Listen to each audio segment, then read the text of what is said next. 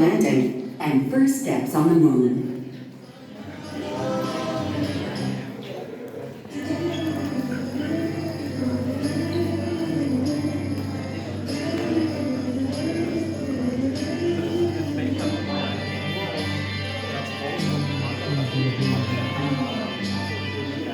As you enter, please move all the way to the front of the theater to make room for the guests behind you. Our presentation will begin shortly.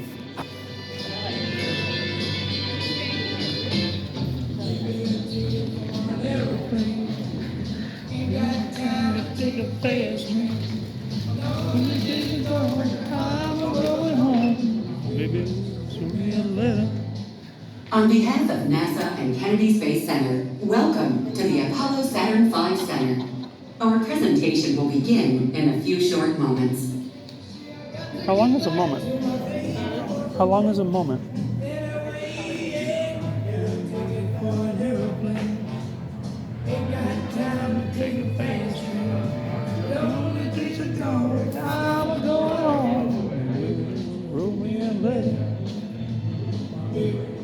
For the comfort, safety, and viewing pleasure of all our guests, we ask that you silence cell phones and refrain from flash photography for the duration of our presentation. Please note that this is a no-smoking facility. If you must leave the theater during the presentation, please use the exit door located behind you at the rear of the theater. Thank you.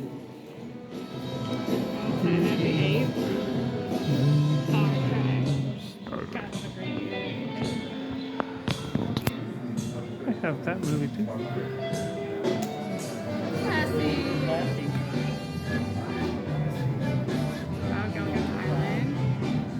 It's a 3-hour tour.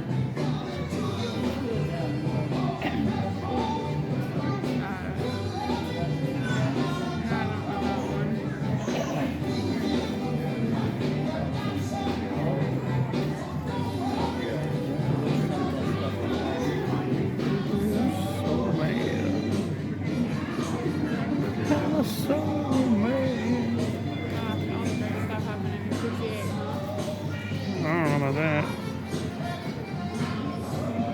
I wasn't alive then. Great stuff still happened in 1974. No, the best thing happened in 77, whatever. Man, this is all like I remember. As you enter, please move all the way to the front of the theater to make room for the guests behind you. Our presentation will begin shortly. And now, it is with great pride that we present the story of NASA's Apollo program, the greatest adventure mankind has ever undertaken.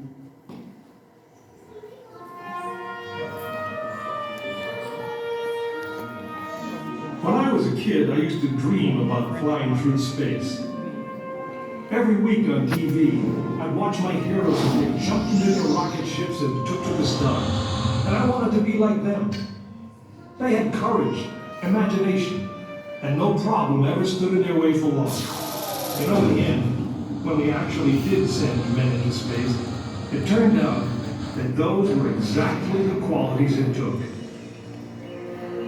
I'm John Hudson. This is Pad 39 of the Kennedy Space Center.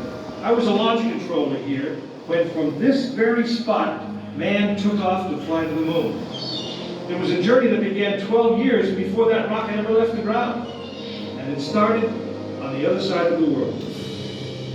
Back then, we were one of two superpowers that always seemed to be on the edge of a terrible war. In 1957, the Soviet Union launched the first ever man-made satellite into Earth orbit. They called it Sputnik, which means traveling companion. And in a world where peace hung in a delicate balance, it seemed to create a dangerous advantage. Every ham radio operator in America could hear the beacon. People were afraid. Were the Soviets looking down on us? Watching us? If they could make a satellite pass over our cities, could they do the same with a bomb? Our own space program kicked into high gear, and less than 2 months later, we were ready to launch our own satellite.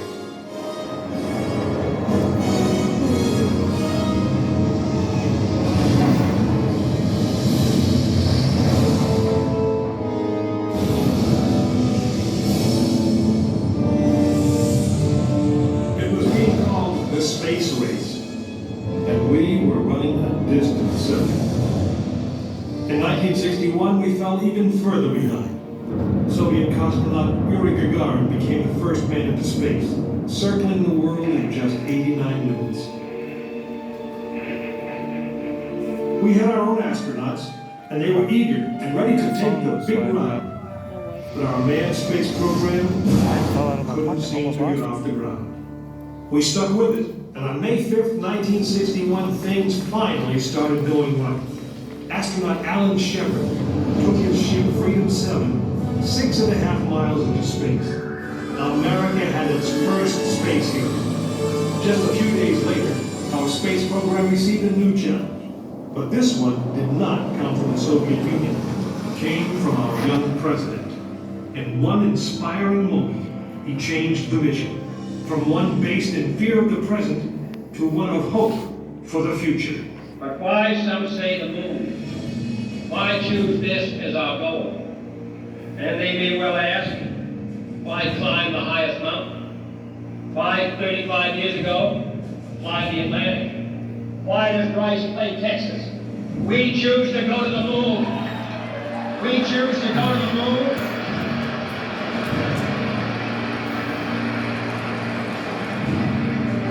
We choose to go to the moon in this decade and do the other thing. Not because they are easy, but because they are hard. We hadn't been more than 16 minutes into space, and now we were going to the moon.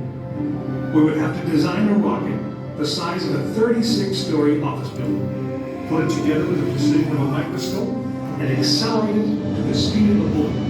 Then we would have to guide it to a moving target 250,000 miles away. Many people thought it was an impossible dream, but 400,000 of us set about making that dream a reality.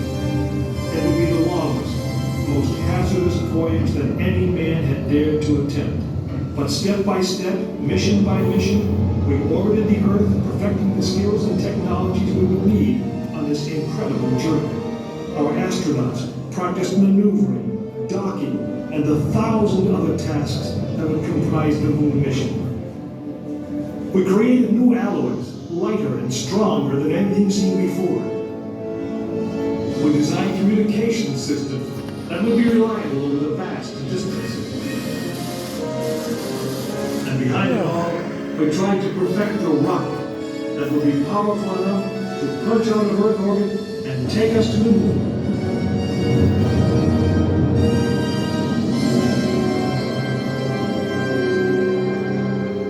One day, however, the dream of flying to the moon almost slipped away.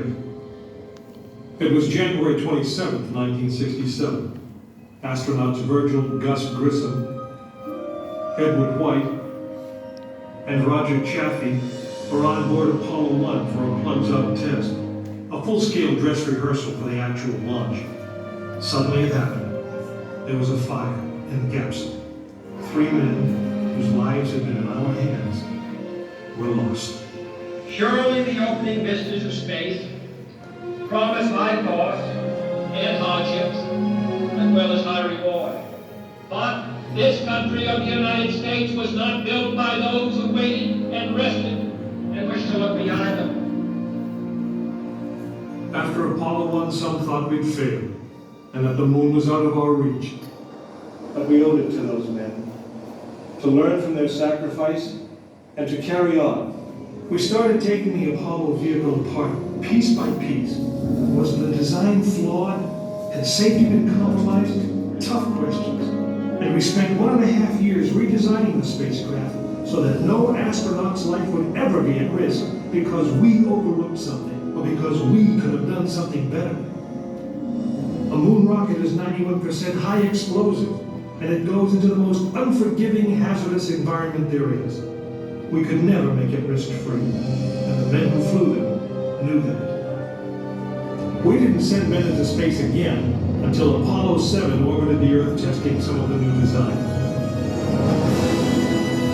When everything worked perfectly, the decision was made. The next mission would travel to the moon. It was mankind's destiny to leave the shores of our planet behind and strike out across the vast ocean of space. In the great span of our history, now was the time that we could. Now is the time that we would. We stood on the eve of the longest, most dangerous journey that any man had ever undertaken. And it would be taken by Frank Borman, James Lovell, and William Anders, the crew of Apollo 8. Through those doors, you'll find the firing room, launch control, just as it was on December 21st, 1968. Please gather all of your belongings.